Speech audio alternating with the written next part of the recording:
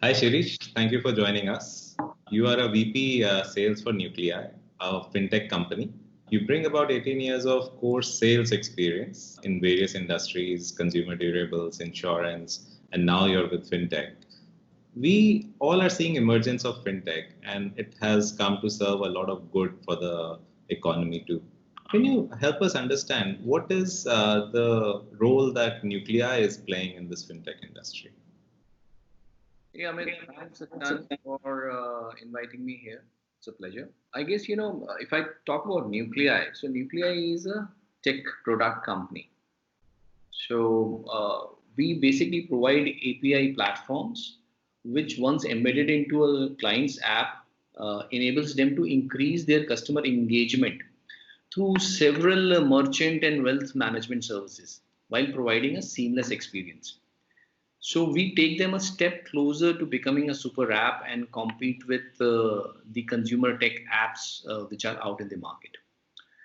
Also, our platform capabilities basically inject consumer tech DNA into the client's app and enable them to integrate, a quick go-to-market with any third-party services or product. Apart from this is our flagship product, but apart from this, we also are into development of a mobile banking app, and we have developed a customer engagement and loyalty platform also. So this is all what Nuclei does and how it's, helping banks to go digital. Okay. And as a global head of sales, what are your key responsibilities? So Amit, my prime responsibility is to bring in revenue which is the fuel which runs the company. So if everything which comes under it is my responsibility. A few of my micro responsibilities are setting up and running the entire sales process, developing and maintaining relationships, which is the key to our business with clients. You can say developing of go-to-market strategies, like we are a growth stage company, so we are entering into new markets, we are entering into new segments. So the go-to-market strategy for these activities. Then I work very closely with the product team also to explore the right product market fit, because there is a lot of two-way feedback which helps us to arrive at the right product. And most importantly, I'll say working with my team members to ensure that they don't fail. So that is the part of my responsibilities. And how does your typical day looks like? So Amit, as I'm a creature of habit and schedules, so hence at least a week ahead my schedule is planned. On a typical day, I start my day with a stand-up with my team, where we discuss a lot the progress on the sales pipeline, any internal or external roadblocks, and basically sharing new ideas. Then a large part of my day goes into calls. So post COVID-19, my number of calls have increased, both internal and with clients, because I'm saving a lot of travel time right now. I also keep a couple of hours for myself, where I do a lot of reading and research work on my clients, on new geographies, on industry trend. For me, this is the most productive time of my day. Well, I also make a point of reaching out to a couple of people randomly to maintain relationships and to get latest market information, which are out of my schedule. And of course, then there are a bunch of unscheduled calls, mails, escalations, which I attend to. So this is how a typical day in my life looks like. Okay. As a young professional, someone were to interview with you, what would be the skills that you would be looking at? Okay, so what we are looking for is a person with a fertile brain and a good attitude. I feel rest everything else can be learned. So these are the two, characteristics which I look in a person I am interviewing. Of course, in our line of work, their background and their knowledge of enterprise sales is always a big plus. Few more important things. One is that candidate should be visible for right reasons.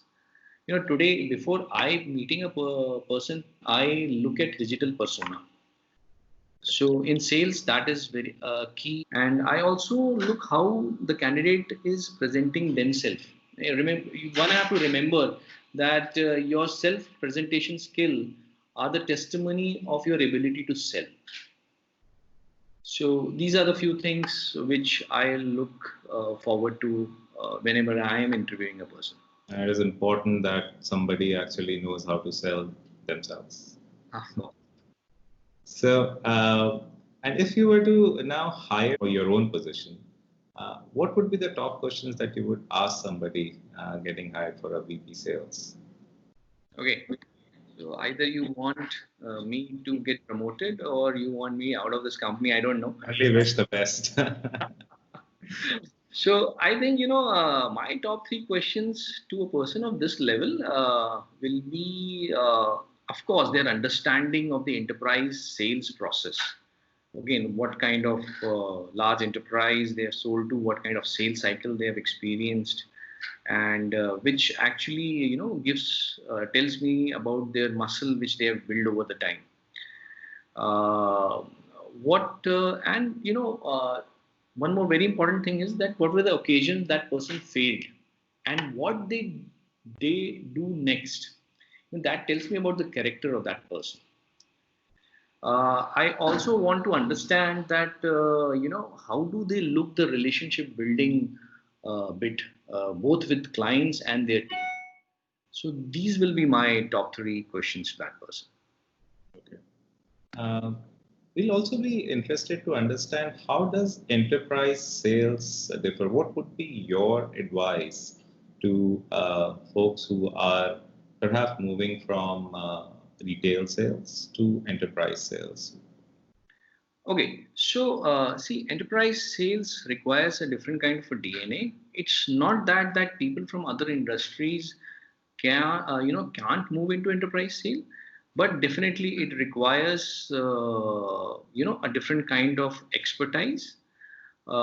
Enterprise sales is a very lonely and a tough job, if I can say, because you don't get to get a meeting, you don't get to have a sale, you don't get a yes, you don't get a payment, 9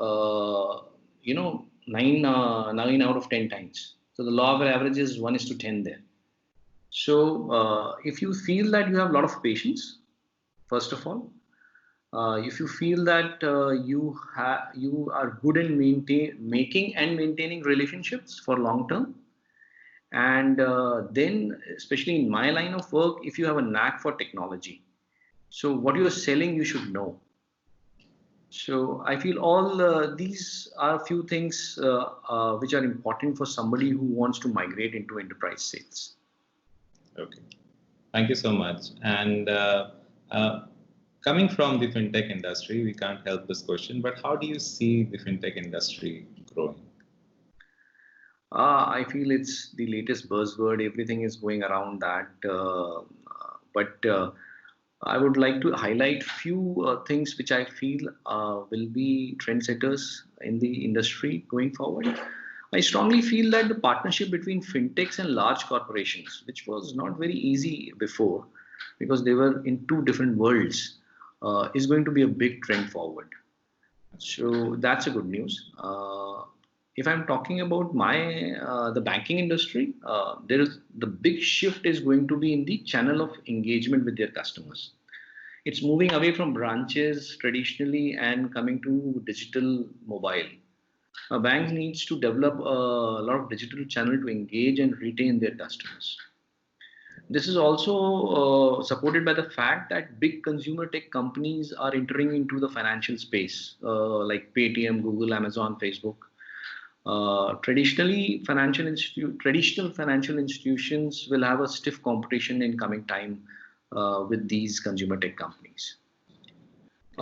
Finally, I feel At a future where we will have branchless banking. absolutely. I think it's already there. You are seeing a lot of neobanks and internet and digital banks coming up. You're seeing a lot of movement in Europe, UK, and America. There are about 8 to 10 neobanks which have already registered in India. There are going to be guidelines coming soon, and things are going to get very interesting. And with all this, I feel that on-premise will become a history, and people will move to cloud infrastructure. So that is something with the platform as a service offerings gaining momentum and acceptance will become a new norm. All right. And finally, what would be your advice to budding sales professionals who are going through such strenuous times? Yeah, see, my views have evolved over the time. Of course, COVID-19 has completely added few more to the list. But I think, the number one advice I'll give everybody is, please read, research as much as you can. Apart from giving you knowledge and a good vocabulary, it also gives you talking points, which are key to spark a meaningful conversation in an interview, in a client call, or even in your personal life. Then I would say, please start appreciating the opportunity which you have in your hands.